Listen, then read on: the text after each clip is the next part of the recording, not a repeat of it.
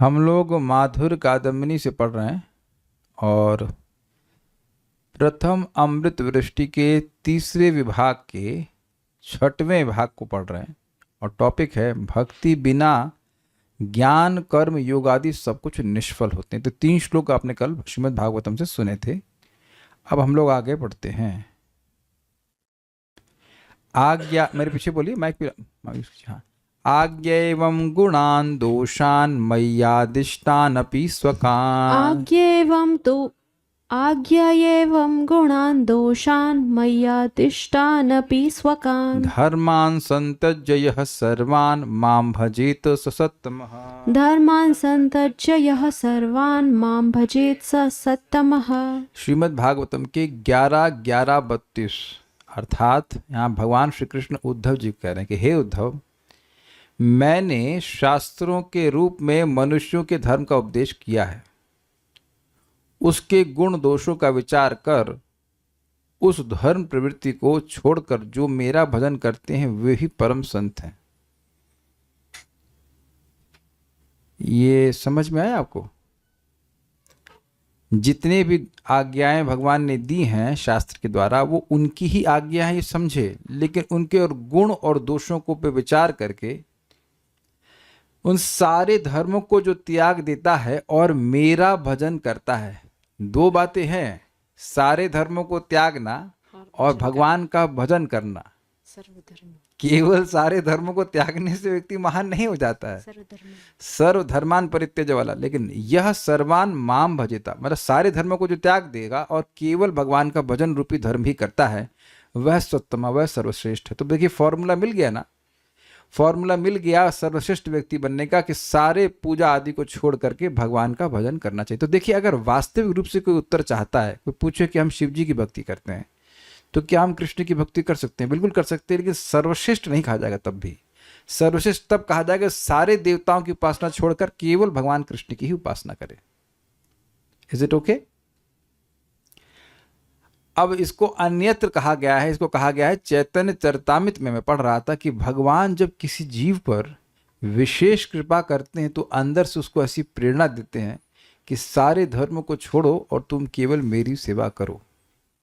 अच्छा, कितने लोग यहाँ पे उपस्थित, ईमानदारी से बोलना कि ऐसी प्रेरणा आपको नहीं दे रहे? अरे हाँ, आपका वीडियो रिकॉर्ड नहीं होगा। हमने प्रश्न क्या किया है? नहीं दे रहे।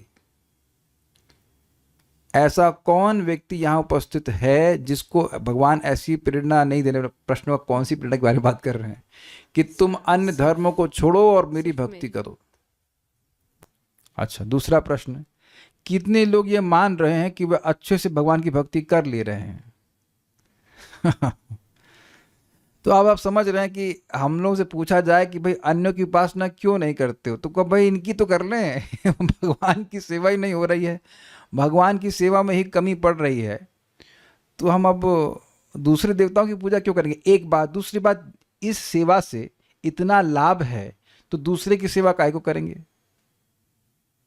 नाम जप से, भगवान की भक्ति, प्रणाम करके, भगवान को भोग अर्पण करके, प्रसाद ग्रहण करने से जो इतना लाभ है, क्या अन्य देवताओं का ऐसा लाभ है? अच्छा, मैं अगर ये पूछ भी लूँ, ये इंटरेस्टिंग बात है, इसका उत्तर मुझे नहीं पता, खाली प्रश्न रेज कर रहा हूँ कि आप किसी देवता का प्रसाद ग्रहण करते हो तो उसका लाभ क्या है? उसका लाभ बताइए मेरे को। किसी को पता है? कभी सुने हैं आप लोग देवताओं का प्रसाद? कभी ना कभी पहले तो जरूर ग्रहण किए होंगे, उसकी महिमा कुछ सुने होगी कुछ, लेकिन कुछ सुनाया आपने? मतलब do you know about it? और यहाँ एक महिमा सुन लीजिए कि जो प्रसाद ग्रहण कर रहा है वह अपनी 100 पीढ़ियों का उद्धार करता है। तो भाई लीवर किसी का डाउन हो तो उसको स्ट्रांग कर लीजिएगा, खूब प्रसाद खाना, मरते दम तक खाते रहना, खाते रहना, खाते रहना। This is amazing. केवल प्रसाद ग्रहण करने से, अब कोटेशन किसी को चाहिए हो तो आप भगवत गीता का 3 अध्याय का 13वां श्लोक हम लोग पढ़ाए थे, उसमें सब नोट्स दिए गए, आप देख सकते हैं। केवल प्रसाद ग्रहण करने से माया पे जीत जाते हैं। तो जिन देवताओं की लोग उपासना कर रहे हैं वो तो खुद ही माया में पड़े हुए हैं, तो उनका उच्छिष्ट क्यों ग्रहण करेगा? सिंपल लॉजिक है भाई। गुण ठीक है, अब एक प्रश्न, कौन से गुण और दोष पे विचार करते हैं? हाँ ठीक है, जो लोग गुणों में फंसे हुए हैं, अब भगवान की आराधना नहीं कर सकते तो भगवान आज्ञा दिए, ठीक है, सूर्य की उपासना करो, शिव जी की उपासना करो, दुर्गा की उपासना करो, इत्यादि इत्यादि, ताकि कम से कम उनका शुद्धिकरण हो। तो वो उसका निंदा नहीं कर रहा है। जो लोग देवता की उपासना कर रहे हैं, भक्त लोग उनकी निंदा नहीं करते, क्योंकि उनकी चेतना ऐसी है भी कि भगवान की उपासना नहीं कर पाएंगे। एक माता जी अपनी भक्त बेटी को बोलती हैं, अरे ये तो भगवान को मानती नहीं, केवल कृष्ण को मानती है। जबकि वो माता जी भी हरे कृष्णा कर रही हैं, लेकिन अपनी बेटी को बोलती है ये तो भगवान को मानती ही नहीं, केवल कृष्ण को मानती है। अरे क्या बोल रही हो तुम? ये ना कंफ्यूज, मतलब भगवान कृष्ण भगवान नहीं है कहने का उनका मतलब है कि सब भगवान है, सबको मानना चाहिए। केवल कृष्ण को मानती, भगवान को नहीं मानती। तो ये समझना होगा कि भक्तों को निरादर नहीं करना है और ना ही आपको निंदा करनी है। बात यह है कि तोल के देख ले कि भाई भगवान की भक्ति कुछ भी करते हैं तो असीमित लाभ मिलता है, तो फिर अन्य देवताओं की पूजा करने का तो कोई लॉजिक नहीं बनता है ना। अगर कोई विवेकी व्यक्ति एक दवा देखेगा, इस दवा से इतना फायदा होता है, इस दवा से वो फायदा होता है, चुन लेता है कौन सी दवा फायदेमंद है। तो यहाँ पे ये भगवान कह रहे हैं कि इस प्रकार से कह रहे हैं। तो इसमें एक इंटरेस्टिंग बात है, इससे ये दिखा रहा है कि भगवान की भक्ति किसी और प्रोसेस की अपेक्षा किए बिना व्यक्ति को सर्वश्रेष्ठ बना देती है। क्या सबको स्वीकार्य है? आज मेरा माइक खराब है तो इधर लोग बचे हुए हैं, लेकिन मैंने मंगवा लिया दूसरा। हाँ, मेरा प्रश्न समझ में आया आपको? इस श्लोक से क्या यह सूचित हो रहा है कि भगवान की भक्ति के द्वारा भगवान की भक्ति अन्य सारे प्रोसेस से निरपेक्ष है? निरपेक्ष को इंग्लिश में क्या कहेंगे? इनडिफरेंट है, और व्यक्ति को सर्वश्रेष्ठ बना देती है। वेदवादिनी आपको समझ में आई है? हाँ बोल रही हैं क्या? हाँ बोल रही तो बताइए। जो सारे धर्मों का सम्यक रूप से त्याग करके मेरी शरण में आता है, उसे मैं परम गति देता हूँ, वह सर्वश्रेष्ठ है। As a matter of fact अगर आप विचार कीजिए तो यहाँ तो ये एक बड़ा अच्छी बात बोली जा रही है। जो सिद्ध हो गया वो नहीं भक्ति में, जो भक्ति में अन्य धर्मों को छोड़ करके आया है, माम भजेता, मेरा भजन करता है। इसका मतलब ये नहीं कि भजन में परिपक्व हो गया है, भजन कर रहा है और सारे धर्मों को त्याग दिया है, तो वह भी सर्वश्रेष्ठ है। अगर आपको याद हो, हम लोग हरिनाम चिंतामणि में पढ़े थे, श्रील भक्तिविनोद ठाकुर जी ने कहा था कि जो ये सोच रहा है, जिसकी श्रद्धा ऐसी है कि नाम से, हरि नाम से मुझे सर्वश्रेष्ठ सिद्धि मिल जाएगी, तो वो सारे साधकों से भी श्रेष्ठ है, वो सर्वश्रेष्ठ साधक है। तो जिसका ये विश्वास है कि भक्ति करके हमें सर्वोच्च सिद्धि मिलेगी, वो ऑलरेडी हाईएस्ट है। लिखा है ना आपके सामने, सारे धर्मों को त्याग दिया है और माम भजेत, मेरा भजन कर रहा है। तो कितना सुंदर प्रोसीजर है। बेसिकली हमें करना क्या है? खुद इस श्रद्धा से युक्त रहें, और जिसको प्रीचिंग कर रहे हैं उसके हृदय में भी इसी श्रद्धा का आरोपण या इंजेक्शन करना कि भाई भक्ति करके तुम सर्वश्रेष्ठ हो जाओगे। और देखिए कि कोई हम जबरदस्ती तो ना कर रहे हैं।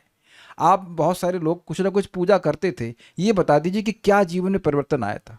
कुछ भी नहीं। एक्चुअली द वर्ड इज निल, कुछ भी परिवर्तन नहीं आया था। अभी भी अगर आप सोच रहे हो कि हमारी बहुत प्रगति नहीं हुई है, तो निल से तो काफी ज्यादा हो गई ना। अगर वही देवता की पूजा कर रहे होते तो वही गड्ढे में पड़े रहते, विद ऑल ड्यू रिस्पेक्ट, लेकिन गड्ढे में ही चेतना रहती, कुछ भी परिवर्तन नहीं आता। It seems very offensive but not that. ये था, हम जिस गड्ढे में थे उसी गड्ढे में पड़े रहते। यही परिवार है, ये हमारा जीवन है, बस इसी में swimming in that small pond भी नहीं कहना चाहिए, वो जो बारिश में पानी भर जाता है ना, उसमें थोड़े थोड़े कीचड़ हो जाता है, उसमें मेढक फुदकते रहते, ऐसे फुदक करके जीवन हमारा समाप्त हो जाता।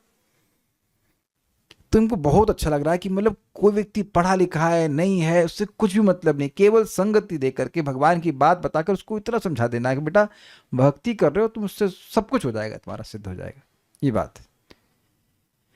तो ये था, इससे ये भगवान ने सूचित किया कि भक्ति निरपेक्ष है। श्री भगवान ने कहा, जो समस्त धर्मों का परित्याग कर मेरा भजन करता है वही श्रेष्ठ साधु है, इत्यादि वचनों से भक्ति की अन्य निरपेक्षता ही सिद्ध होती है। क्लियर है? भक्ति किसी पर निर्भर नहीं करती। ऐसा तो कहना ही क्या है, ज्ञान कर्म योगादि को अपना फल प्रदान करने में भक्ति की सहायता लेनी पड़ती है, उन्हें भक्ति के ऊपर निर्भर होना पड़ता है, किंतु भक्ति को अपना फल प्रेम प्रदान करने में इनमें से किसी से तनिक भी सहायता नहीं लेनी पड़ती। बिल्कुल स्पष्ट है। इसलिए भगवान ने कहा है, अब बहुत बढ़िया श्लोक है, बहुत जबरदस्त। आप इसमें बहुत सारे ऑप्शन दिए जाएंगे, सेलेक्ट कर लेना क्या चाहिए। मेरे पीछे बोलिए। यत कर्म भीर यत तपसा ज्ञान वैराग्यतश्च यत् कर्मभिर्यत् तपसा ज्ञानवैराग्यतश्च यत् योगेन दान धर्मेण श्रेयोभिरितरैरपि योगेन दान धर्मेण श्रेयोभिरितरैश्च सर्वं मद्भक्ति योगेन मद्भक्तो लभते अंजसा सर्वमद्भक्तियोगेन मद्भक्तो लभते अंजसा स्वर्गापवर्गं मद्धाम कथंचित् यदि वांछति। स्वर्गापवर्गं मद्धाम कथंचित् यदि वांछति। बोलिए, ये श्लोक बहुत अच्छा है। 11, 20, 32, 33 बोलिए। यत् कर्मभिर्यत् तपसा ज्ञानवैराग्यतश्च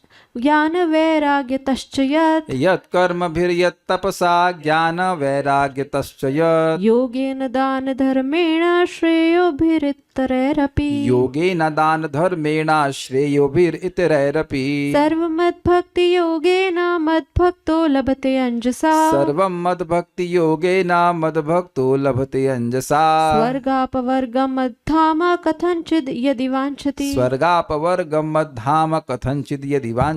11, 20, 32, 33 भागवत श्लोक समझिए।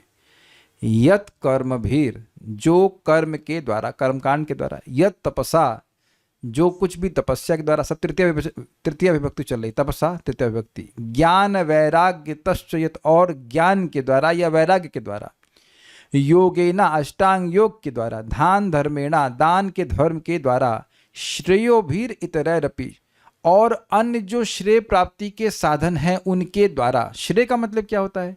भविष्य में कुछ अच्छा मिल जाए, उसके लिए आज कोई व्यक्ति कोई कार्य करता है, उसे श्रेय कहते हैं। जैसे मान लीजिए अपना पैसा कहीं इन्वेस्ट कर रहा है, अरे यार लाखों रुपए तो वहां पे फूंक दिए, फेंक दिए, ऐसा नहीं है। वो वहाँ इन्वेस्ट कर रहा है, आगे बढ़ करके मिलता है। आज उसको नहीं मिल रहा है, भविष्य में मिलता है, इसे कहते हैं श्रेय। मैं इन्वेस्टमेंट के बारे में नहीं कह रहा हूँ, मैं एग्जाम्पल समझा रहा हूँ। बच्चों को बोलते हैं अरे खेलते ही रहो, कुछ पढ़ोगे बेटा, पढ़ोगे लिखोगे तो बनोगे नवाब, हो खेलोगे कूदोगे तो बनोगे खराब, होगे खराब, ऐसे करके बोलते थे। मतलब आज कुछ तपस्या कर लो, आगे जाकर तुम अच्छा हो जाओगे, तो इसको श्रेय कहते हैं। तो कह रहे हैं जो कोई भी श्रेय का साधन कुछ प्राप्ति कराएगा, सर्वम मद भक्ति योगेना, वह सब कुछ मेरे भक्ति योग के द्वारा, मद भक्ते लभते अंजसा, मेरे भक्त बड़ी आसानी से प्राप्त कर लेते हैं। क्या क्या ऑप्शंस हैं?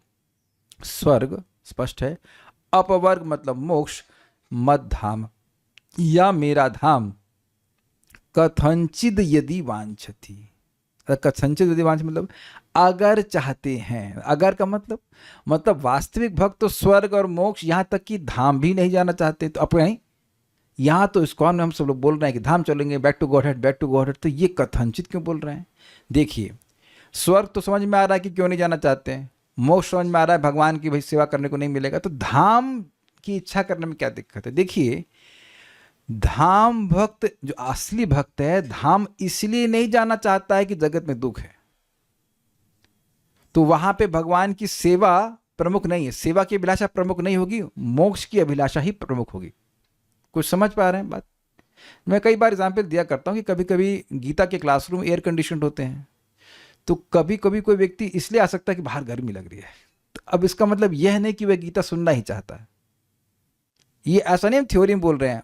मंदिर में मेरा ऑफिस एयर कंडीशन था, तो कभी कभी कुछ भक्त गर्मी में आकर इधर बैठ जाते हैं, कैसे नहीं, थोड़ा गर्मी बाहर लग रही थी, उनको मुझसे कोई बात नहीं करनी है, मेरे से कोई दोस्ती नहीं है, बाहर गर्मी है तो थोड़ा सा पसीना सुखाने के लिए अंदर आ गए। आप समझ में आ गया? तो कोई भजन कर रहा है, मुझे भगवान का धाम मिले तो मिल जाएगा आसानी से, लेकिन वहां पे जो अभिलाषा है वो उस पर डोमिनेंट बात यह है कि हमारा दुख निवृत्ति हो जाए। लेकिन भगवान को कोई दिक्कत नहीं, अगर चाहते तो मिल जाएगा। अरे मिला भी है कहीं, कोई एग्जाम्पल है? एग्जाम्पल है भगवत गीता का 18वां अध्याय, सब लोग जब जानते होंगे, जो पढ़ रहे थे, उसकी महिमा में वर्णन हुआ कि एक बार इंद्र बैठे हुए थे, उनकी स्तुति चल रही थी, और एकदम से एक व्यक्ति आया और उन्हीं के सेवकों ने, जो उनके लिए को मतलब झालर चामर चला रहे थे, वो उसको उठाकर फेंके तो नहीं, लेकिन उतार दिए कि जरा उधर उतारिए आप नीचे। इस व्यक्ति को बिठा दिया और इसी को इंद्र बना दिया। अब इंद्र की हालत खराब, इंद्र समझ में नहीं ये क्या हो गया। वो जब विचार की तो देखे कि न तो कोई वह यज्ञ किया है, 100 अश्वमेध यज्ञ करने होते हैं तब जाके व्यक्ति इंद्र का पद प्राप्त करता है। तो कुछ नहीं किया, यार ये कैसे बन गया, इंद्र को दिमाग चला रहे हैं, इंद्र को समझ में नहीं आ रहा है। तो फिर अब क्या होता है, इंद्र आते हैं पृथ्वी पर, हाँ ब्रह्मा जी के पास जाते हैं, हाँ क्या होता है, मैं भूल रहा हूँ किसके पास जाते हैं, I think it was Brahma ji somewhere, anyhow. तो वो अब ब्रह्मा जी के पास तो नहीं जाते हैं, पृथ्वी पे आते हैं और गोदावरी के तट पे उनको एक ब्राह्मण मिलते हैं और उनसे पूछते, तो कहते हैं वो भगवत गीता के 18वें अध्याय के 5 श्लोकों को वो बोला करते थे, इसके उसके पुण्य की वजह से वह स्वर्ग बन के राजा बन गए। तो बताइए कहाँ 100 अश्वमेध यज्ञ और कहाँ ये 5 श्लोक। अब देखिए बात यह है कि महिमा इतनी ज्यादा है कि एक आध दो बार सुनने में तो विश्वास भी नहीं होता है, ऐसा इतना इजी है, ऐसा कैसे हो सकता है, ऐसे कैसे हो सकता है, ये सोचता रहता है व्यक्ति। ये वैसे ही व्यक्ति की तरह है जो तालाब के या नदी के किनारे बैठा रहे और कहे इस नदी में या इस तालाब में मणि है, ऐसे कैसे हो सकता है। उतने में कोई व्यक्ति कूदेगा, मणि लेके निकल जाएगा और ये सोचते जाएंगे ऐसे कैसे हो सकता है, ऐसे कैसे हो सकता है। तुम्हारा सब कुछ सोच पे ही निर्भर होता है। तो भगवान कह रहे हैं कि बड़ी आसानी से प्राप्त होता है। अब इसीलिए तो लोग सूला माला नहीं कर पाते, जो नहीं कर पाते।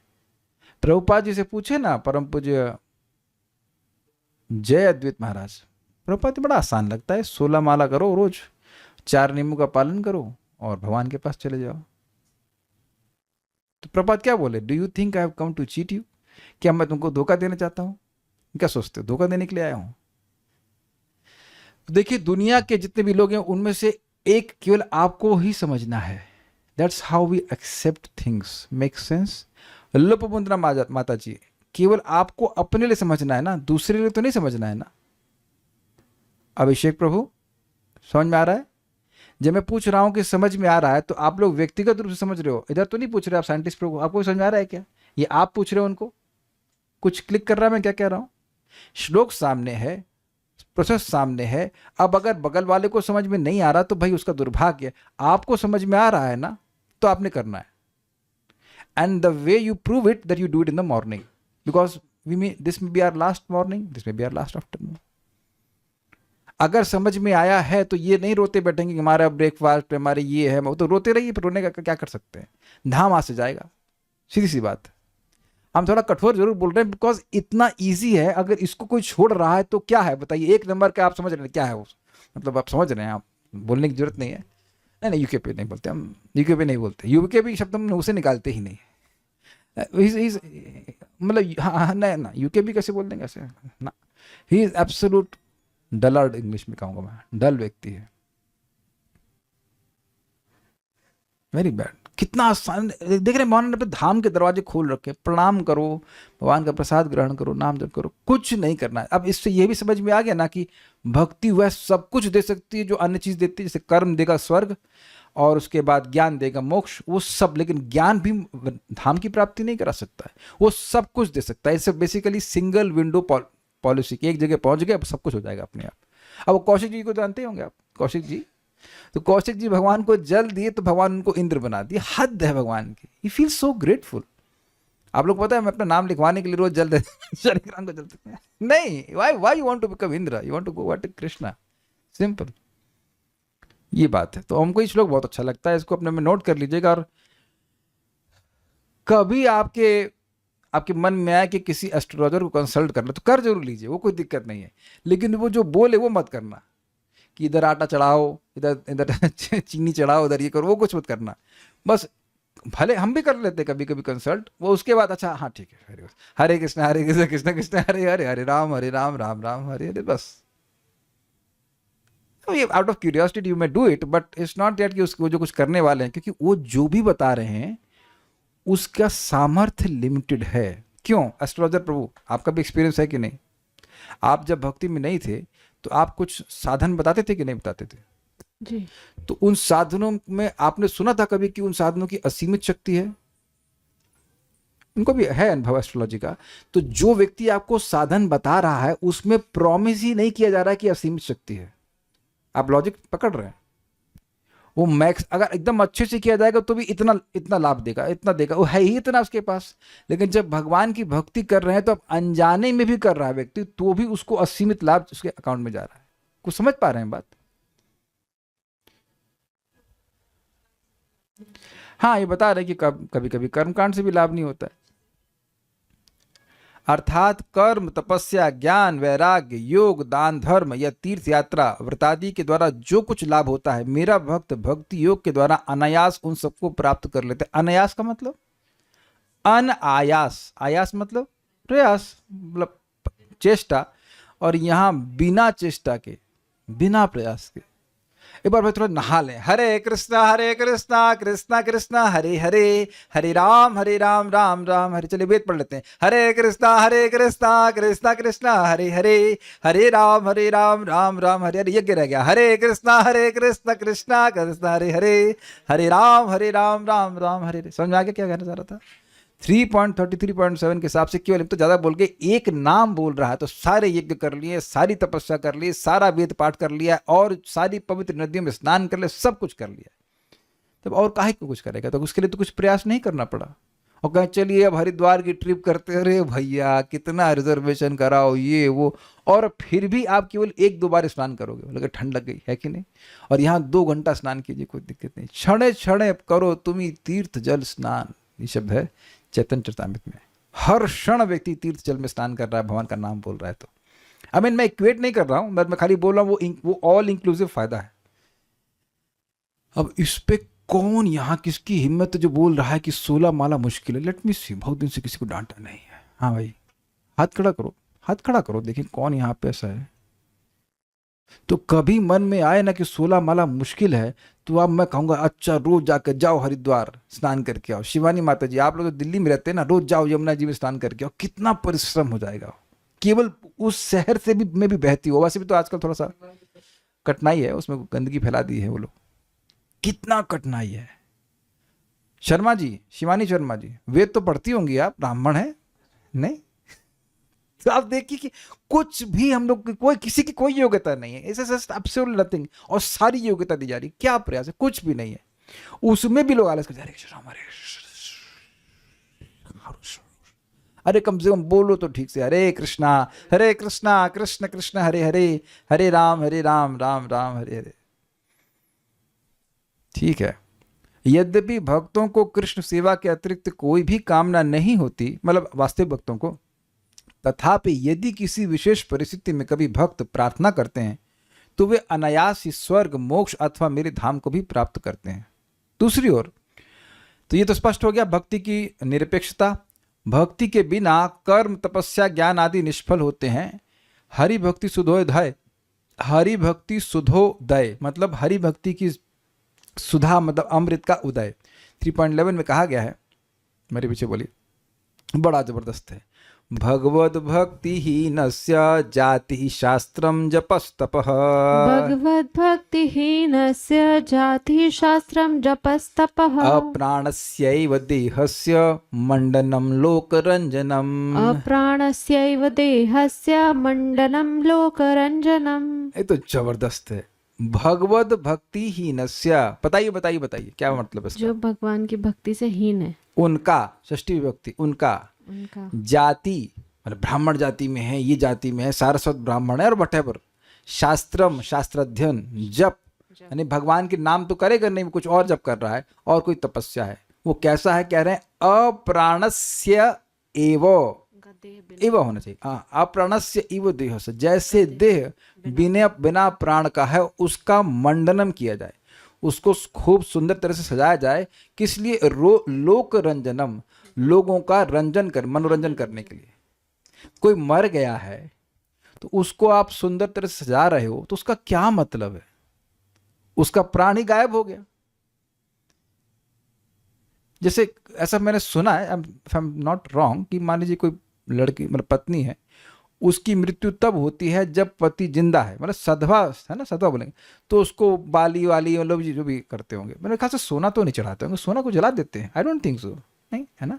तो एनीवेज इतना तो उदार नहीं हो कि सोना जल जाने देते, लेकिन जो भी कुछ उसका मतलब मेकअप वेकअप करते, तो अब उस स्त्री का क्या मतलब है? खाना बनाएगी, क्या सेवा कर पाएगी? कुछ भी नहीं। मतलब ये जो दृष्टांत है बहुत अजीब सा है, क्योंकि जब कोई व्यक्ति मर जाता है तो उसका श्रृंगार नहीं किया जाता है, लेकिन अगर श्रृंगार किया भी जा रहा है तो वो व्यर्थ है। उसको समझाने के लिए बड़ा ज्वलंत वे में समझाने के लिए कह रहे हैं कि जो मरा हुआ व्यक्ति है उसको सजाने का क्या मतलब है। ऐसे ही भगवान की भक्ति के बिना तुम जो तपस्या कुछ कर रहे हो उसका कोई मतलब नहीं है, ये बोल रहे हैं। भगवत भक्ति रहित लोगों की ब्राह्मण आदि उत्तम जाति, वेदादि शास्त्र अध्ययन, तपस्या, यह सब कुछ मृत शरीर को वस्त्र अलंकारों से भूषित करने की भांति लोक रंजन मात्र, लोक रंजन मतलब लोगों का मजाक, लोगों को लोक मनोरंजन करने के लिए। हाँ, इन शास्त्र वचनों से भक्तिहीन साधनों की विफलता ज्ञात होती है कि भक्ति नहीं कर रहा है तो कुछ भी नहीं मिलेगा। उनके अनुष्ठान से जो कुछ फल प्राप्त होता है वह भक्ति की सहायता से ही प्राप्त हो जाता है।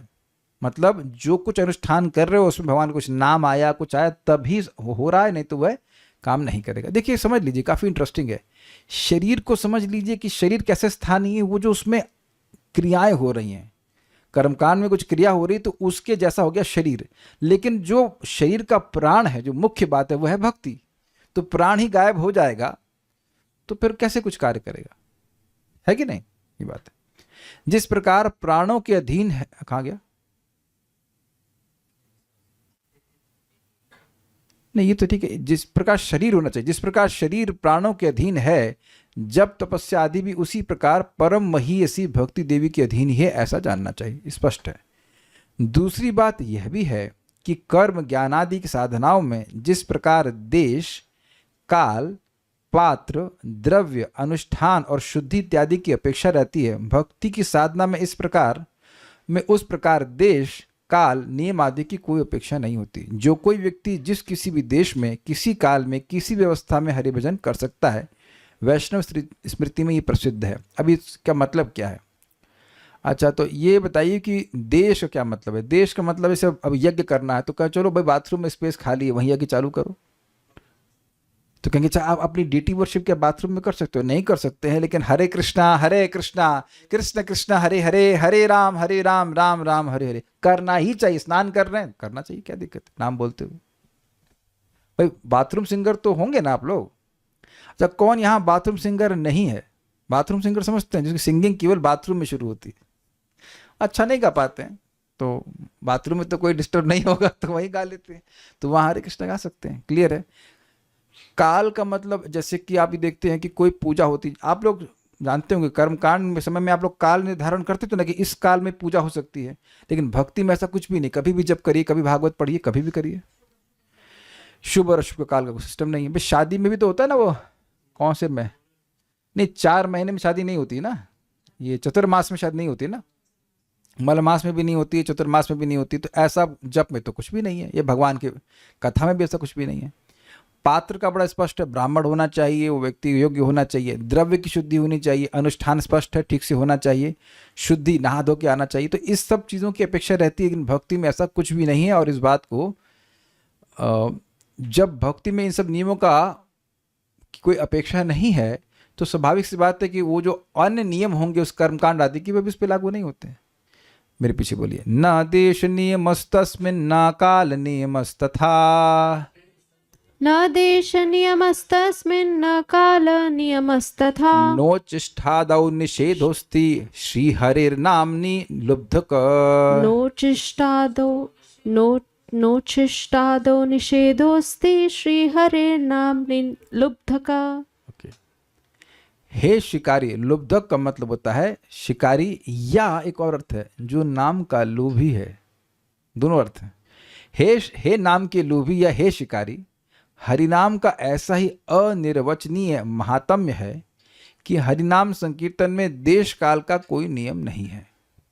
यहाँ तक कि उच्चिष्ट अवस्था में भी नाम संकीर्तन किया जा सकता है। मतलब केक खा रहे हैं, अरे हरे कृष्णा खाओ खाओ।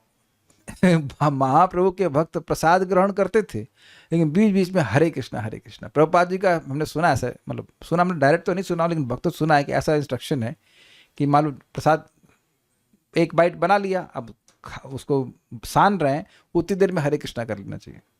आई mean if you are like really लोभी मतलब समझ रहे कि कमाई का मौका मिल रहा है तो जितना समय मिल जाए नाम जप में कर लेना चाहिए। तो वहाँ कोई नियम नहीं है कि आप मुंह झूठा है तो हरे कृष्ण नहीं कर सकते। जैसे कि एक बात है, गायत्री हम लोग करते हैं तो उसमें नियम ये नहीं कि अभी आए वो मतलब हाथ भी धुले नहीं, मुंह धुला नहीं और गायत्री करने बैठ गए। कुछ चीजों में नियम है ऐसा, लेकिन भगवान के श्रवण कीर्तन में ऐसा कोई नियम नहीं है। प्रमाण,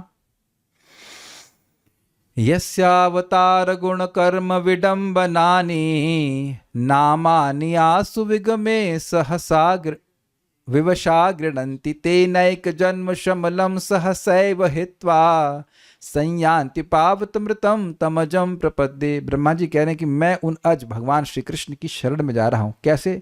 यस्यावतार गुण कर्म विडंबनानि, जिनके अवतार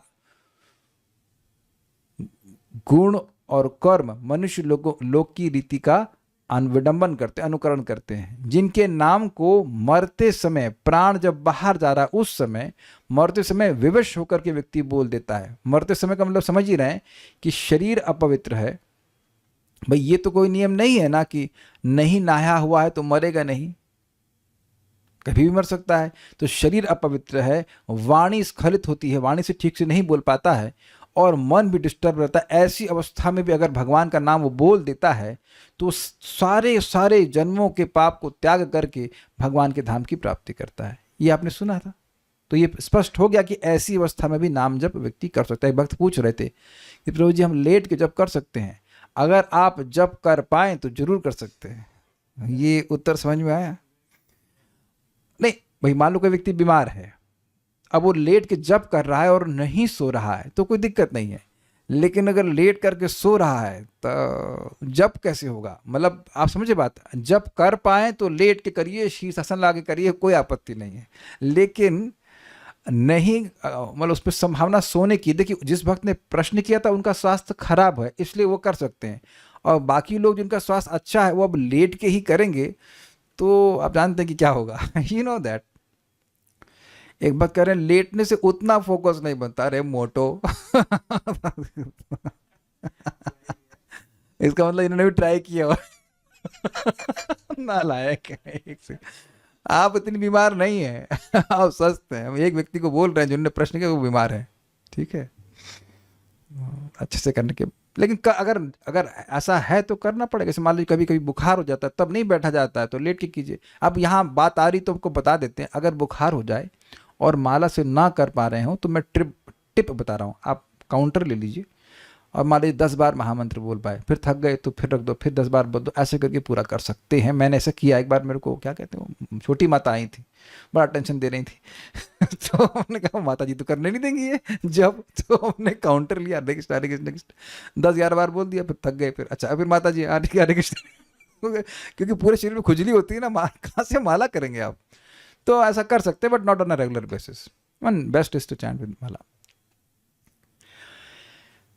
उसके बाद पवित्र अपवित्र सभी अवस्थाओं में नाम संकीर्तन करने के लिए कोई भी निषेध नहीं है। जो इस क्लास में आया दोबारा कभी नहीं पूछना कि हम इस अवस्था में हैं तो हम जब कर सकते हैं कि नहीं कर सकते। आपके सामने लिखा हुआ है शास्त्र से, भक्ति अपनी सिद्धि के लिए किसी की भी अपेक्षा नहीं करती। हरि भक्ति विलास 11.408। ठीक है, न देश का नियम है इसमें, न काल का नियम है, उच्चिष्ट आदि का निषेध भी नहीं है। ठीक चीज है। अब आखिरी सेक्शन ये बहुत अच्छा है, इसलिए कहा गया है सकृदपि परिगीतम श्रद्धया हेलया वा भृगुवर नर मात्रम तारयेत कृष्ण नाम। एक भक्त, इससे पहले से आगे जाएं, भक्त पूछ रहे हैं काल का नियम नहीं हुआ मतलब अभी तो समझाया मैंने आपको। अब सुबह जब कर सकते हैं, शाम को कर सकते हैं, दोपहर में भी कर सकते हैं। फिर आप ऑब्जेक्शन करेंगे, अभी तो आप बोले कि सुबह सुबह करना चाहिए। देखिए सुबह करने के लिए इसलिए बोल रहा हूं ताकि आप कर लो। ऐसा भी, अच्छा चलिए ईमानदारी से बताइए, कभी ऐसा हुआ है कि किसी के राउंड्स रह गए हों और उसको याद ही ना ही रहा कि राउंड्स आपके संग? अच्छा आप भी इस पार्टी में, आप भी हैं? अच्छा ठीक, आपके संग हुआ? आप तो सिंसियर हैं, आप तो पहले दिन से 16 माला नॉन डिस्टर्ब। तो याद ही नहीं रहता है कि माला छूट गई है, तो जब याद ही नहीं रहेगा तो करेंगे क्या? गायत्री में हमारे संग कभी कभी हो जाता है ना, मन में करनी होती चुपचाप, तो कभी छूट, अरे यार छूट गई, अगले दिन 2 करते हैं फिर से। तो ये ध्यान देने वाली बात है, इसलिए बोला जा रहा है कि ऐसा नहीं है कि आप दोपहर में नहीं कर सकते कि शाम को नहीं कर सकते, ये स्पष्ट है। ओके, अब यहां श्लोक क्या कह रहा है, बड़ा सुंदर है। स्कंद पुराण के प्रभास खंड से, सकृदपि, इसका क्या मतलब है? माइक में बताइए, देखते हैं कितना समझे। सकृदपि केवल एक बार, केवल एक बार, परिगीतम गायन, बोलता है, लेकिन इसमें परि का अर्थ लिया है कि आंशिक रूप से बोलता है। नारायण नहीं बोल पाया, नारायण ऐसा भी बोल दिया, मतलब स्पष्ट नहीं है। संदेह हो कि भगवान का नाम बोल रहा है तब भी। कुछ समझ रहे हैं संदेह का मतलब? जैसे कभी कभी लगता है आपको कि आपका नाम पुकारा गया लेकिन पुकारा नहीं जाता है, ऐसी अवस्था में भी तो अगर भगवान को ये डाउट हो जाए कि मेरा नाम तो नहीं बोल रहा है, कहीं मेरा नाम बोल रहा है, इस कॉलिंग में मुझे पुकारा क्या, मान लीजिए वो लक्ष्मी जी कहेगी मुझे बुला रहा है क्या, ऐसी अवस्था में नहीं बुला रहा हो, लगे कि हरी मिर्च लेना भाई, तो हरी मिर्च को बुला रहा है ना, वो भी श्रद्धया हेलयावा, या श्रद्धा से बोल रहा हो, या हेला अर्थात इनडिफरेंस, बिना श्रद्धा के बोल रहा हो। जैसे कि वो तुलसी बारन होटल, ये सही में हमने देखा था अलवर में लिखा हुआ तुलसी बारन होटल, तब हमने कहा क्या दारू में तुलसी मिला के देते, ऐसे नाम रख देते, तुलसी बारन hotel, Krishna hotel. Krishna hotel तो बहुत चलता है, कृष्णा होटल, ऐसे उसमें कोई श्रद्धा नहीं है, ऐसे नाम रख देते हैं। तो उसमें भृगुवर, हे भृगुवंशियों में सर्वश्रेष्ठ, नर मात्रम तारयित कृष्ण नाम, कृष्ण नाम शब्द जो है एक वचन में, एक कृष्ण का नाम उस जीव को, जीव मतलब मनुष्य मात्र को तार देता है। अब आप ये बताइए कि जो व्यक्ति इनडिफरेंटली नाम बोल रहा है वो काहे को मन लगा के बोलेगा, उसका मन तो कहीं और है ना। जब उसकी कोई श्रद्धा नहीं है, जैसे कि अजामिल था, तो वो काहे भगवान के बारे में सोचेगा, क्या लीला चिंतन करेगा, फिर भी उसको तारने वाला है। इसीलिए परम पूज्य राधा गोविंद महाराज बार बार अपने नाम महिमा वाले लेक्चर में बोलते हैं, भाई जीभ से बोलने का इतना बड़ा लाभ है, तुम मन के बारे में सोचते हो, जीभ से बोलने का इतना बड़ा लाभ है। सारे मतलब जितने अच्छे अच्छे सन्यासी हैं प्रवचन करते हैं, बार बार समझाते हैं, chant simply by chanting means simply by chanting. उस पर आप श्रवण कर लें, भक्ति भाव से करें, वो तो बहुत बढ़िया, वो तो बहुत ज़्यादा हो गया।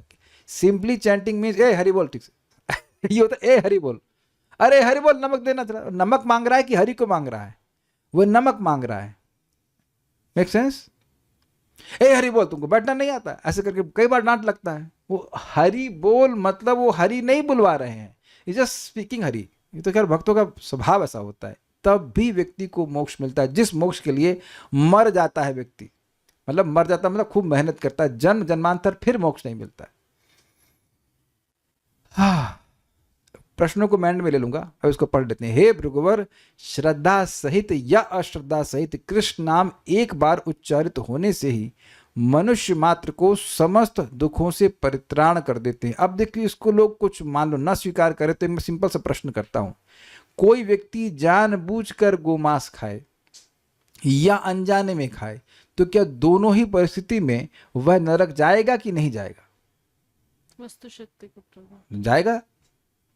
और गृहस्थी में हो, अच्छा मान लो शादी नहीं किया है और ब्रह्मचारी है और मांस खा लिया, तब जाएगा। और गृहस्थी और वानप्रस्थी या सन्यासी, तो आप देख रहे हैं इससे वर्णाश्रम की कोई अपेक्षा नहीं है।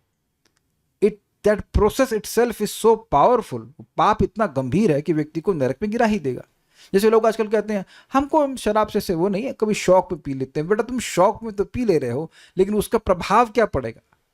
प्रभाव ये है कि अब उसको बड़े शौक से मारे, जूते भी कम होगा, बहुत शौक से मारेंगे उसको यम के दूत। एक बार शराब पीने का इतना बड़ा प्रभाव है कि व्यक्ति वहां पे मुंह खोल देते हैं, उसके बाद गर्म लोहा उसके मुंह में डालते हैं और बेचारा मरता भी नहीं। कि मर जाता तो अच्छा रहता ना, लेकिन मर नहीं पाता, इतना प्रभाव है।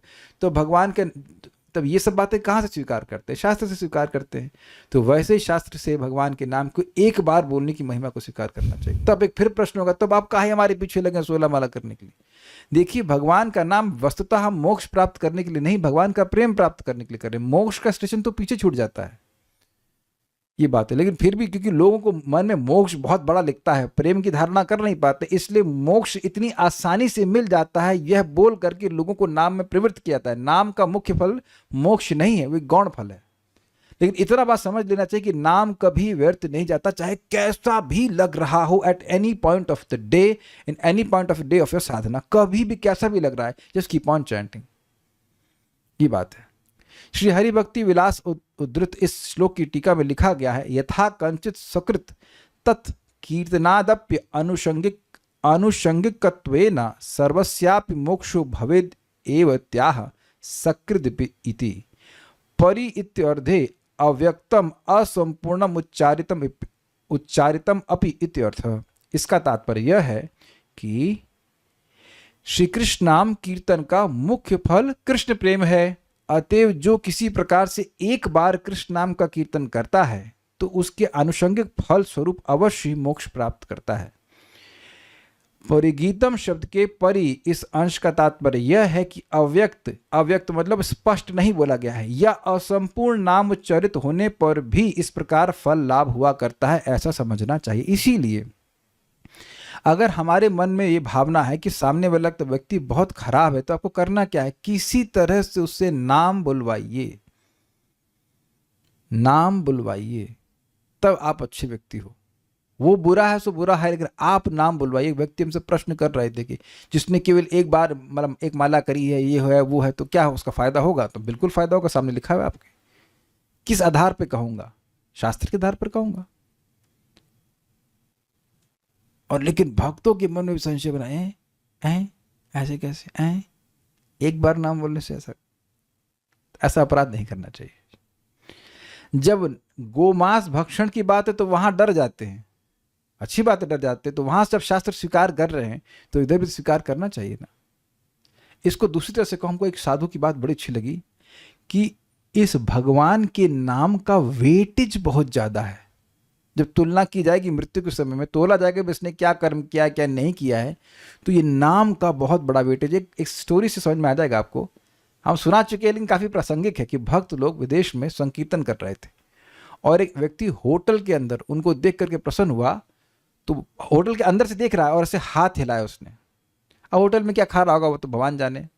तो वो मरा तो यमराज जी के पास गए, यमराज जी पूछे भाई कुछ है इसका, कुछ अकाउंट है, पुण्य जमा किया है कि नहीं? कहते नहीं कुछ नहीं, कुछ नहीं। देखो देखो देखो, कहते हाँ वो संकीर्तन की पार्टी जा रही थी, उसने अनुमोदन किया था से, वेरी गुड बोला था, ठीक है इसे वापस भेज दो। और ये कोई कपोल कल्पना नहीं है, 11वें स्कंद में स्पष्ट लिखा है कि कोई भक्ति ना भी कर रहा हो, केवल अनुमोदन कर रहा है तो उसको महान लाभ मिल जाता है। इसलिए एक और बात ध्यान रखिए कि अगर कोई व्यक्ति भक्ति ना भी कर पाए, और ऐसा हो सकता है कि ना करे, लेकिन वो अनुमोदन कर दे कि भाई ये लोग अच्छा कर रहे हैं, तो भी उसका बहुत बड़ा लाभ होगा। इसे कहते हैं well wisher. Everybody may not be a devotee, लेकिन कम से कम वेल विशर हो जाए। तो भक्तों का आचरण अच्छा रखना चाहिए ताकि लोग कम से कम वेल विशर तो हो जाए, ठीक है ना। तो ये सब हमने सीखा किस प्रकार से भक्ति निरपेक्ष। अब हम कुछ प्रश्न ले लेते हैं, कुछ कमेंट्स हैं। लेटने से उतना हो गया, काउंटर बेस्ट, और क्या है, काल का नियम क्या है? मुझे तो माला को हर काल में करने का एक्सपीरियंस है एंड उसमें सबसे अच्छा मुझे सुबह लगा। हाँ, इसमें कोई विरोध नहीं है। अगर नाम को अच्छे से करना चाहते तो सुबह ही करना अच्छा है, लेकिन ऐसा नहीं है कि मान लीजिए कोई व्यक्ति देर हो गई, उसको तो जप नहीं कर सकता है। You should chant. क्री ऑल्सो जीव गोस्वामी पास सेड इट। पता नहीं क्या कह रहे हैं, समझ नहीं आया मेरे को। हाँ बोलिए। हरे कृष्ण प्रभु जी। प्रभु जैसे आपने वस्तु शक्ति के बारे में बोला कि वो भाव की अपेक्षा नहीं करती है, तो हमने कई बार सुने आपसे कि जैसे जप कैसे कर रहे हो वो मैटर कर रहे हैं, तो फिर जप तो वस्तु शक्ति से और ज़्यादा प्रभावशाली है ना, तो फिर तो कैसे भी किया जाए? जब वस्तु शक्ति से अधिक, मतलब वस्तु शक्ति मतलब जो जैसे भाव की अपेक्षा नहीं कर रही है, तो फिर जब मैं भाव की अपेक्षा की आप ये मतलब मैंने क्या कौन से भाव को बोला है बताइए? नहीं मतलब जैसे आप डांटते कभी, जैसे नींद में जब कर रहे हैं तो फिर थोड़ा सा वो फिर अच्छा नहीं रहता, नींद में जब नहीं करना चाहिए। वो तो मैंने ये नहीं कहा कि नींद में जप नहीं करना चाहिए, मैंने कहा कि जप में नींद नहीं करना चाहिए। कुछ अंतर है ना। अगर इतनी अवस्था आ गई कि नींद में भी हरे कृष्णा हो रहा है तो कोई आपत्ति नहीं। अभी जैसे अभी मैं कल सपना देखा था, एक परसों सपना देखा था, नींद में भी मैं गीता पढ़ा रहा था, तो उसमें तो आपत्ति है नहीं ना। लेकिन गीता पढ़ाते हुए सो जाऊंगा तो आपत्ति होगी ना। तो अगर इतना अभिनिवेश हो गया है कि भाई सोते हुए भी गीता चल रही है, जाप चल रहा है, तो कोई दिक्कत नहीं है। जैसे था वो सुना था कुंभकर्ण रखा था, अरे राम ने उसको, भाई ने उसको मार दिया, किसने? राम ने। अब फिर सो गया तो उससे भी उसका उद्धार हो गया। आप चाहते क्या हो, प्रश्न ये है। प्रश्न ये है कि आप चाहते क्या है? क्या हम भगवान का प्रेम चाहते हैं कि केवल मोक्ष चाहते हैं? मैंने अभी रिपीट किया कि मोक्ष प्राप्त करने में कोई कठिनाई नहीं है, लेकिन अगर व्यक्ति भगवान का प्रेम प्राप्त करना चाहता है तो उसमें खूब निष्ठा से भजन करना होता है। ये बात है। आप बताइए कि किसी को ऐसा प्रेम मिला है ढीले ढाले तरह से भक्ति करते हुए?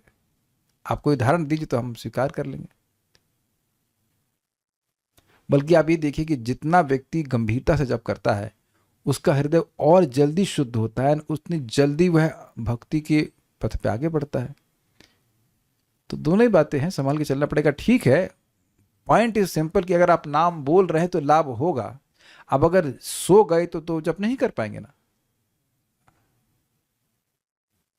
तो समय खराब, 2-3-4 सेकंड खराब हो ना, 4 सेकंड में आपका एक महामंत्र हो जाता। तो क्या कठिनाई है? हमको अच्छे से पता है, एक व्यक्ति नाम है अर्जुन, नाम बड़ा अच्छा नाम है, वो जेमस्टोन के विक्रेता है। तो वो 3 बजे तक जग कर उसको गिनते हैं। तो उन्होंने कहा किसी और को दे दो गिनने के लिए। कहते हैं नहीं भाई, चीटिंग कर लेंगे, एक जेम भी वो चुरा ली तो हजारों का नुकसान हो जाएगा। एक नीलम वीलम कितना आ जाता है? बहुत महंगा, 12,000 15,000 का आता है, लाख तक का भी आता है। और हरि नाम चिंतामणि है। तो जो व्यक्ति भजन में आगे बढ़ना चाहते हैं वह तो स्वाभाविक रूप से बड़े ध्यानपूर्वक अच्छे से करने का प्रयास करेंगे। साक्षात भगवान है। लेकिन ऐसा नहीं है कि अगर मान लो किसी को जप में नींद आ रही तो वो जप कर नहीं सकता है। You still continue to chant Hare Krishna, लेकिन प्रयास ये करना चाहिए कि नींद नहीं आए। और ये भी विचार करे कभी कि माला को तो रख देना, फिर देखना कि नींद गायब हो जाती है। तब लीवर में कोई कठिनाई नहीं, कोई हीमोग्लोबिन में कमी नहीं, कुछ नहीं। एक बार एक भक्त गौशाला में क्लास हो रही थी, क्लास समाप्त हुई, एकदम खिन्न होकर के झिझिया करके, क्या यार क्लास में नींद आती है, बाहर आते नींद नहीं आती है। एकदम घिसिया गए, कहते ये क्या है, बस क्लास में नींद आती रहती है। तो विचार करना चाहिए कि भाई ऐसा हो रहा है तो हम क्या करें। तो इसलिए जो साधक है वह तो साधना कर रहा है ना। Sadhana means there is a goal in mind. तो जितना संभव होगा वह अच्छे से करेगा तो और अच्छे फायदा होगा, ये बात है। और आप करके भी देख लीजिए, जब आप अच्छे से जब करते हैं तब उसके बाद जो चेतना होती है और जो सो के माला करते हैं उसमें तो कुछ अंतर आ ही जाता है ना। ये चीजें हैं। अनुमोदन का अर्थ क्या होता है? अनुमोदन मतलब सपोर्ट करना। हाँ भाई ये लोग अच्छा काम कर रहे हैं, अप्रिशिएट करना। यस। महीयसी मतलब क्या होता है? महीयसी मतलब महान। कृष्ण में अगर क्री ही बोले, अच्छा क्री ही बोले, then also Krishna accepts that. इसने पूरा नाम लिया है। जी Goswami said it like some name are Krishna. ठीक है। नाम जप की संख्या पर ध्यान दें या जप की गुणवत्ता पर ध्यान दें? संख्या पर।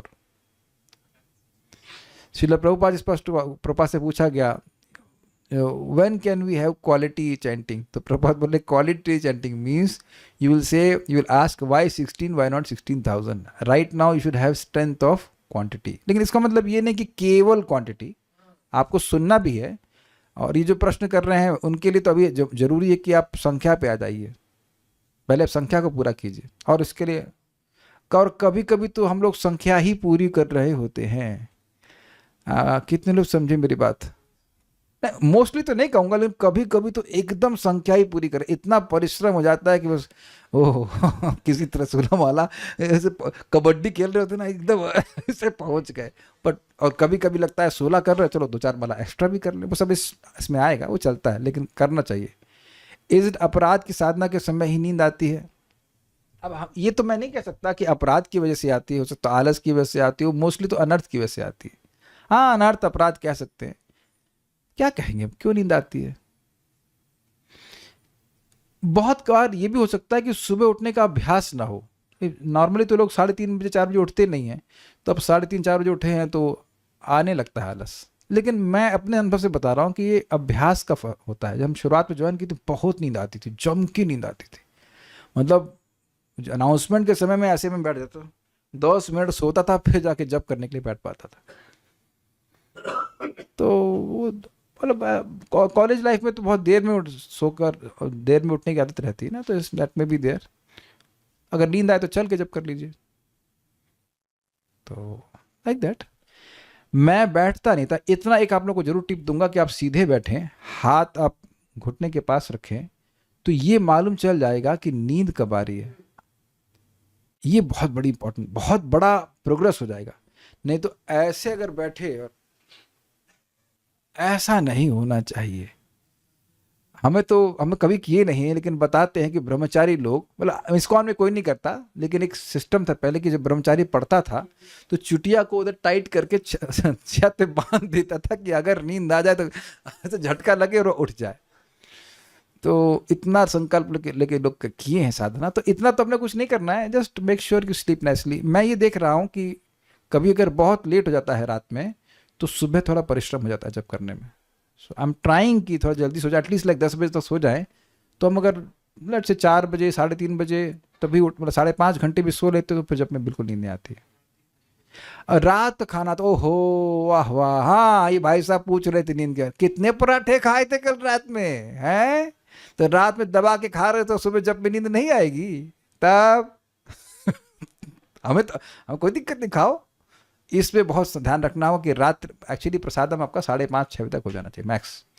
तो उसके बाद अगर खाएंगे तो फिर फिनिश बाय 7, हाँ तब नींद नहीं आएगी। ठीक है। सो एनीवेज, खैर जो भी हो, लाभदायक है भगवान का नाम। आप जब के बारे में जब भी बोलते हैं तब जब अच्छा होता है। देखिए अब इस बात से मैं संतुष्ट नहीं हूं। पॉइंट क्या है कि आप मेरे बोलने की प्रतीक्षा क्यों कर रहे हो? Why are you not digesting these teachings for 24 hours? आप देखो कि डॉक्टर है, वो एक बार बता देगा, फिर आप याद रखते हो अच्छा डॉक्टर साहब ने क्या कहा था, है कि नहीं? तो लिख लेते हैं ऐसे करने के लिए। Make sense? तो अब यहाँ ठीक है, मैं तो बोलूंगा ही, मैं बताऊंगा, लेकिन इतनी शॉर्ट टर्म मेमोरी क्यों रखते हैं? नोट कर लीजिए ना कि क्या बताया जा रहा है, क्योंकि अब हर बार भूल जाएंगे तो फिर कैसे बात बनेगी। कुछ चीज़ें ऐसी होनी चाहिए कि आपको अपने अभ्यास समझ, अरे ये चीज़ अगर हम सीधे बैठते हैं तो हम जब में एकाग्र रहते हैं, तो ये बात आपके दिमाग में बैठ जानी चाहिए। जैसे मैं अब ये देख रहा हूँ अभ्यास करते रहने से कि मैं अब ऐसे ही बैठा जैसे मैं बैठता हूँ। आप कभी मुझे ऐसे जब में नहीं देखेंगे, ऐसे करके देखा कभी आपने? कभी देखा आपने? मैडम तो रोज ही वीडियो ऑन करके जब करते हैं। इसीलिए भक्तों को मैं बोलता भी हूँ कि ऐसे घुमा के टेढ़े होकर के ऐसे करके नहीं बैठने का। यू सिट एंड देन, आपको कुछ प्रयास नहीं करना होता है, आप ऐसे बैठ ही नहीं सकते आलू के बोरे जैसे। कहीं आलू का बोरा कहीं भी रखेंगे ऐसे नीचे हो जाएगा। You can not do just. और हम केवल हम अपनी बात नहीं कर रहे, बहुत सारे भक्त हैं जो एकदम सीधे बैठते हैं। अच्छा कितने लोग यहाँ बोलेंगे कि आपको अभ्यास बन गया सीधे बैठने का? Please raise hands. एक भी नहीं, 2 जो हाथ खड़ा करने में आप लोग बहुत आलसी हैं, सब सो रहे हैं लग रहा है। हाँ ठीक है, तो 5 6 7 8 लोग हो गए। अच्छा Hrithik Prabhu, do you feel it is good sitting straight? Diksha माता जी फील गुड? एंड क्या लगता है कि पीठ दर्द करती? कुछ भी नहीं करती। ये देखो कल्याण प्रभु की दर्द करती है, वो बेचारे 80 साल के बुढ़े हैं तो उनको होती है ना। आप एक्सरसाइज करते हो? वो कहो कि मैं दे ही नहीं हूं तो एक्सरसाइज तो देह से होती है। तो ये सब गलत बात है। आपने जो सांस लेकर जब करने के लिए बोला वो सही है, मैं प्रश्न कर रहे हैं कि वो सही अनुमोदन कर रहे हैं। Deep breathing is very beneficial, yes yes yes. और फिर भी मैं देख रहा हूँ भव्या माता जी, हम नाम दे रहे, खूब रोज सोती हैं। मैंने कहता है भगवान ने नाक बंद कर दी क्या? कभी नहीं देखा कि नाक से सांस ले रही है, ऐसे कभी नहीं। और तो इतना बात समझ लीजिए कि ये एक अनर्थ है, ये अनर्थ है। आप देखेंगे कि ये इंटरेस्टिंग है कि पहले व्यक्ति को कीर्तन में नींद आती है, खुद बोल रहा है और सो रहा है। जब वो खत्म हो जाता है तो दूसरा लेवल है, जब दूसरा बोल रहा हो तब नींद आती है। तो ये भी है कि कथा बोल रहा है तो नहीं सोएगा, लेकिन कोई कथा कह रहा है तो सो जाएगा। तो ये भी एक अनर्थ भक्ति का स्टेज है। तो इसको आप देखेंगे लय या विक्षेप में आता है। एक भक्त कह रहे हैं कि एक बार आपने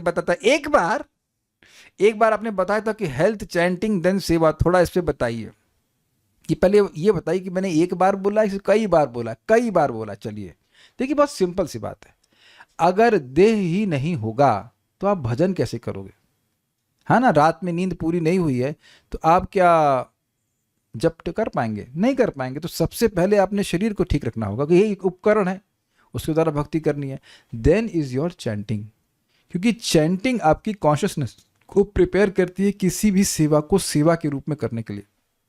आप सबका अनुभव होगा कि जब चैंटिंग अच्छी होती है, मन में ना एक उफान सा आने लगता है, वो उछाल आता है कि हम कृष्ण के लिए कुछ करें। क्या इस बात को आप लोग स्वीकार करते हैं? कुछ लोग का अनुभव है कि सुबह बढ़िया से माला होती तो चाहे भगवान के लिए खाना बनाएं या कुछ भी करें, you can see it in connection with Krishna and you feel enthusiastic.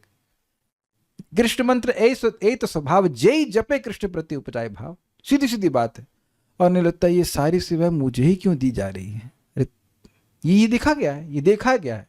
तो ये सिस्टम रखेंगे तो अच्छा रहेगा। और अगर उल्टा रखा कि साथ पहले सेवा कर ली और किसी तरह खींचतान करके माला किया और उसके बाद फिर हमने ध्यान नहीं रखा हेल्थ का, तो कुछ समय के बाद व्यक्ति उत्साह से कम हो जाएगा। तो ये पकड़ के चलेंगे तो अच्छा रहेगा। जब एक बार नाम लेने से 100 जन्मों के पाप नष्ट हो जाते हैं, गलत बोल रहे हैं, 100 जन्म के, अनंत जन्मों के, तो दुख क्यों मिलता है? ओहो, क्या दुख है आपको? आज रोटी नहीं मिली क्या? क्या नहीं, आप ऐसे पूछ रहे हैं? आप तो नहीं लग रही कि दुखी है।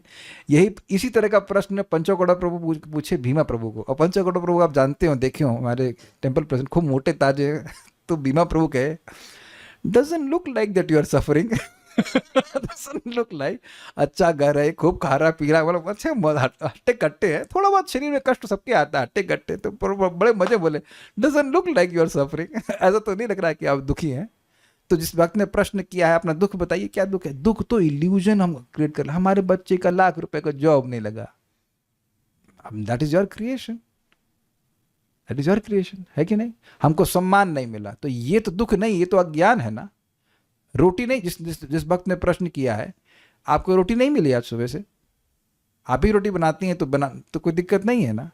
तो आप विचार करेंगे तो दुख जो है वो बेवकूफ़ी है। दुख तो इस जगत में किसी को भी मिलेगा। अगर आप भक्त हो तो ये जो गर्मी है कि गर्मी नहीं लगेगी, जब जाड़ा आएगा तो जाड़ा लगेगा, जो गर्मी आएगी तो गर्मी लगेगी। यही तो भगवान ने अर्जुन को कहा कि भाई ये इंद्रिय विषयों का इंद्रिय से संपर्क है, ये तो होगा ही।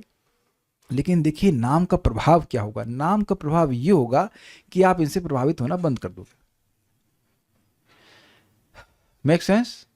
ये सब भक्त तो देख ही रहे होंगे कि सो कॉल्ड सुख दुख है, अगर आप जब अच्छे से करते जाएंगे तो अब जिस परेशानी से आप बहुत अधिक परेशान हो जाते, उससे अब उतना तो नहीं परेशान होते। ये ठीक है, ये आई है अपने समय से, अपने सब चली जाएगी। ये तो हम अपने अनुभव से बोल रहे हैं। तो सब भक्तों का अनुभव हो कि अगर आप साधना कर रहे हैं, नियमित रूप से कर रहे हैं, रोज कर रहे हैं, रोज कथा सुन रहे हैं, रोज जप कर रहे हैं, तो जो समस्या आती है, यू डू द नीडफुल, जो आवश्यक है वो करते हैं। लेकिन एकदम ऐसे न दब जाना से कहना चाहिए कि हम कुछ कर ही नहीं पा रहे हैं, कुछ हो ही नहीं पा रहा है, डिप्रेशन में चले जा रहे हैं, ये सब कुछ नहीं होता। मैं इसका उदाहरण इस प्रकार से देता हूं कि भाई गर्मी तो हम नहीं रोक सकते, एसी चला सकते। तो एसी चला लिया तो आपका घर तो ठंडा हो गया ना, internally you are happy, internally are okay. तो ये जब करने से बाहर जो सो कॉल्ड दुख है, पहली बात तो दुख लगेंगे नहीं, और उसके बाद अगर कुछ है भी तो वह कम अनुभव होगा। ठीक है, so will stop now. Shri माधुर्य कादम्बनी की जय, श्रील प्रभुपाद की जय, निताय गौर।